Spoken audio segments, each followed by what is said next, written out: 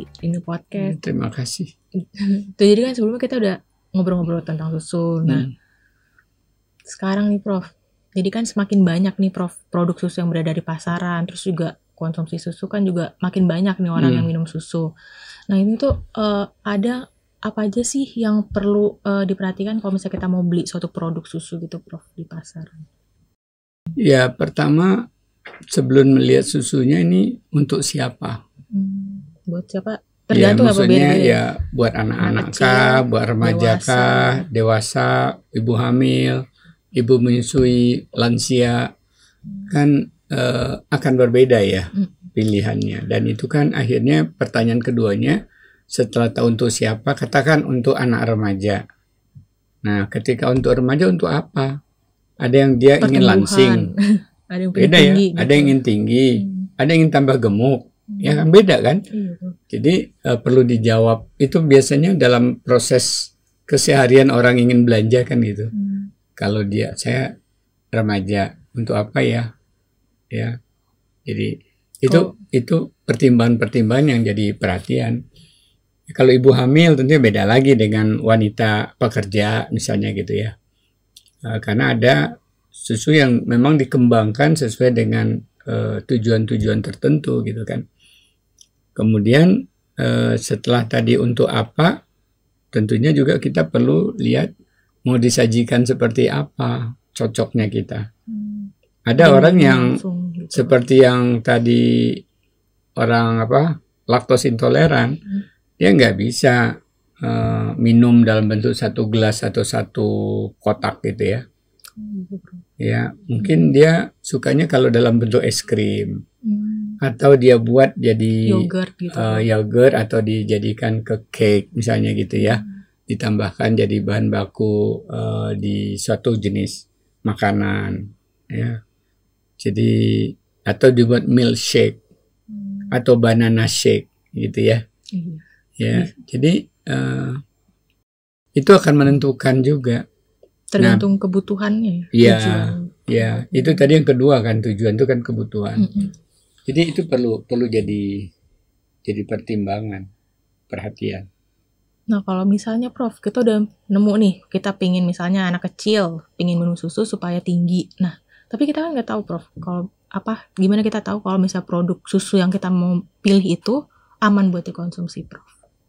Jadi kalau aman atau tidak, kalau udah produk, namanya produk kan ini berarti udah berkemasan, udah berlabel ya. Bukan dijual pinggir jalan per gelas gitu ya. Tapi ada juga sih Prof. Ya kalau di dalam, kita bagi dua ya. Ada yang dia berupa produk sudah berkemasan, dan memang mengikuti peraturan entah itu PIRT ataupun teregistrasi di Badan POM. Ada yang dia, ya seperti saya lihat di Boyolali ya, kaki lima jual susu segar, bahkan tuh nama mbok apa, susu mbok apa gitu ya. Iya, itu juga ada. Nah, itu pertama kita lihat ya kaki limanya gimana sanitasinya gitu ya. Itu cara ngeliatnya gimana Prof?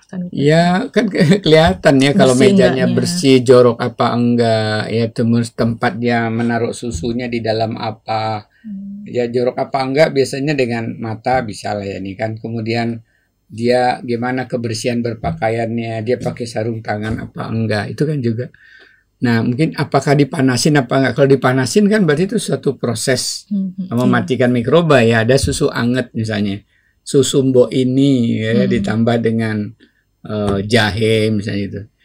Jadi seperti STMJ umumnya anget kan ya. Iya. Nah jadi itu meskipun tadi agak-agak jorok sedikit tempat menjualnya, tapi lebih aman gitu. Lebih aman jadinya. Jadi yang tidak berlabel ya bisa dilihat dari sisi kerennya hygiene sanitasi ya, bagaimana kebersihan tempat jualannya, orang yang berjualannya.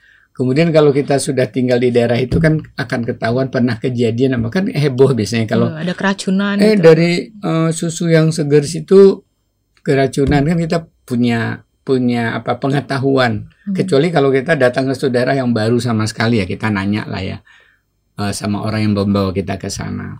Jadi ya kemudian ketika mau minumnya ada rasa aroma yang aneh nggak? Sebelumnya aroma dulu dong ya, jangan langsung diminum ya. Dicium-cium gitu. Ya Dia diminum dulu sedikit, jangan langsung klok habis gitu kan. Ada reaksi apa gitu. Jadi, nah enaknya kalau memang produk itu sudah berlabel, berkemasan, ada BPOM MD nomor sekian, itu kan berarti upaya pemerintah melalui Badan POM memberikan sudah pre-market evaluation istilahnya, sudah dinilai oleh Badan POM sebelum produk tadi dipasarkan tentang komposisinya, pasti udah jelas aman selagi dalam koridor tadi belum kadaluarsa gitu ya. Maka itu kan ada cek klik namanya ya. Ceklah klik itu kan kemasan. Peot apa enggak, bersih apa enggak, ya berlobang apa enggak, berubah apa enggak. Kembung atau enggak gitu. Iya, berubah kembung, berubah peot ya bisa ya. Nah, kemudian apalagi labelnya kita baca. Ya, di label tuh macam-macam ya. Kadang-kadang kecil ya, tapi ya memang masih bisa dibaca lah gitu ya. Labelnya. Kemudian apalagi klik izin edarnya. Jadi BPOM MD nomor sekian, kalau dia impor BPOM ML nomor sekian. Kan itu bukti bahwa sudah dinilai sebelum dia dipasarkan. Bahkan kadang-kadang kalau ada keluhan masyarakat biasanya produk tadi dicabut ya Prof. Ya diawasin, kemudian bisa kalau memang bermasalah kan udah cabut edar, dia harus sudah ditarik dari pasaran. Ya, kemudian kadaluarsa klik yang setelah IK ya. Jadi lihat tanggal kadaluarsanya nih gimana nih, masih 2 bulan lagi, masih setahun lagi. Kalau muslim biasanya tambah H ya. Halal. Klik H, ini halal apa enggak ya. Jadi klik H ditambah H ya. Tadi kan Prof juga sempat nyinggung-nyinggung nih ada label lah. Ya, nah, di label tuh biasanya kan kalau produk susu tuh ada tulisan AKG gitu Prof. Nah, itu sebenarnya maksudnya apa ya Prof? Persen AKG ya. Persen AKG. AKG itu singkatan dari angka kecukupan gizi. Sederhananya bahasa awam tuh kebutuhan gizi. Jadi kalau persen AKG berarti berapa persen zat gizi yang kita konsumsi dari satu satuan porsi yang dia tulis. Bisa jadi itu satu kotak, bisa jadi satu kemasan itu bisa beberapa porsi gitu ya. Harus dilihat porsi berapa mili. Jadi gini, kalau misalnya susu satu botol 200 mili. Nah, kalau itu portion size, porsinya adalah 200 mili satu botol, berarti sak botol itu kandungan zat gizinya tadi itu untuk satu botol, bukan per 100 gram. Tapi per 250 tadi itu ya. 200 kali saya asumsi saya 200. Jadi itu perlu jeli itu. Apakah dia per semua volume yang ada di dalam kotak atau botol tadi atau per 100, karena kan beda kan itu kan. Iya, kalau per 100 harus dibagi 2 lagi. Iya, nah persen AKG, persen angka kecukupan gizi, kan pemerintah menetapkan ada kecukupan gizi, kemudian Badan POM mengembangkan itu menjadi ada Perka Badan POM tentang acuan label gizi. Jadi dari AKG jadi acuan label gizi, sebenarnya persen ALG bisa juga gitu ya, acuan label gizi. Nah, artinya apa? Dan itu biasanya ada footnote, ada keterangan untuk dewasa 2000 kilokalori misalnya. Iya, biasanya di bawah, paling bawah. Ya, kalaupun yang minum itu remaja, belum dewasa, ya kita mikirnya ini kalau untuk dewasa sekian persen. Kalau saya remaja, aktivitas kebutuhan lebih rendah dari itu, berarti persen itu sebenarnya sudah buat saya agak tinggi sedikit gitu ya, mungkin beda 5% 10. Tapi pemahaman kita bahwa kalau untuk anak-anak bisa jadi itu angka buat dewasa tadi buat anak akan mendapatkan lebih tinggi lagi kalau dihitung buat anak-anak. Karena kebutuhan anaknya kan lebih rendah.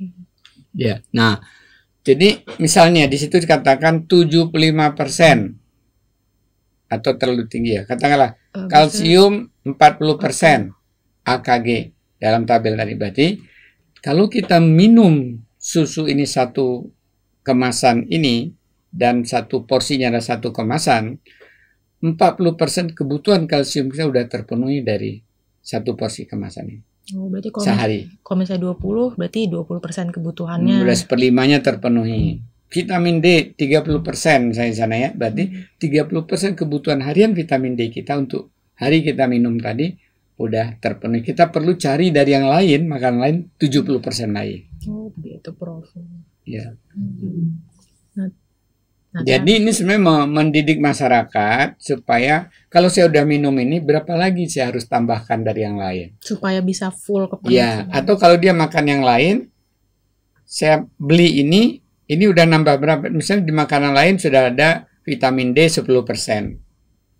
Dia nemukan ada susu 30%. Kalau dia minum ini berarti udah 40% satu hari. Terus dia pikir dari makan telur, makan nasi, sumber vitamin D ada di telur, ada ikan. Oh, sudah 50%, berarti udah 90%. Hampir terpenuhi, tinggal dia nambah apa lagi gitu. Berarti kita juga harus cerdas-cerdas baca itunya ya, Prof. Iya, baca dan memaknainya. Nah, terakhir nih, Prof. Ada nggak sih, Prof, tips dari Prof Hardin gimana cara memilih produk susu? Iya, kalau kita milih produk susu kembali tadi ya, kalau produk kan berarti udah di label ya. Kalau di label, please kita perhatikan kemasannya, rusak apa enggak, beda enggak dari yang seharusnya, ya, peot, kembung, bocor dan sebagainya, atau sudah lembab gitu ya. Kemudian yang kedua ya kita baca label. Di label itu ada berbagai informasi, ada tulisan, ada angka, ada ingredient. Apa itu ingredient? Dia terbuat dari bahan apa kan? Biasanya susu tambah apa bisa juga gitu kan. Dan kalau kita ingin lihat label yang tadi, jadi ini ada zat gizi, ada persen AKG-nya atau ALG ya. Jadi itu menunjukkan kalau misalnya 30% sudah 30% terpenuhi dari zat gizi tersebut dari kebutuhan harian kita ya. Kemudian selain label kita lihat izin edarnya. Dan itu pertanda bahwa ada mengikuti regulasi ya. Jadi kalau BPOM MD nomor sekian, PIRT nomor sekian ya, berarti dia mengikuti regulasi, ada pre-marketing evaluation, telah dinilai ya oleh lembaga tertentu yang berwenang, dalam konteks ini misalnya BPOM MD berarti oleh BPOM, bahwa ingredientnya itu sudah aman, komposisinya sudah diakui ya, dari arti tadi hasil laboratoriumnya diakui oleh Badan POM, berarti sudah dari lab terakreditasi misalnya. Kemudian cara mencantumkan macam-macam, cara menggunakannya juga kan ada di sana. Apalagi tadi izin edar. Ya, tadi BPOM MD tadi. Kemudian ya apakah udah kadaluarsa apa enggak, kan kita lihat itu tanggal. Beda dengan tanggal produksi ya. Produksi diproduksinya kapan, kalau tanggal kadaluarsa dia berakhir untuk dipasarkannya kapan ya. Jadi selain itu ya mungkin tetap aja ketika mau ini udah dibuka sebelum diminum aromanya ada berubah apa enggak ya. Kemudian setelah dicoba satu teguk ada yang aneh. Ada yang aneh nggak sih? Ya kalau semua ya lolos ya aman gitu ya. Kira-kira begitu. Ya, baik, terima kasih banyak nih Prof. Sangat membuka wawasan banget nih. Terus juga berarti tadi kalau misalnya beli susu pertama cek klik gitu ya Prof, udah paling penting. Terus juga kalau misalnya udah lolos, kita harus pakein indera peraba kita sendiri gitu. Ya Muslim cek klik H ya. Oh ya, klik H, H-nya. Nah, baik, terima kasih banyak Prof Hardin. Semoga aja ini bisa bermanfaat buat kita semua.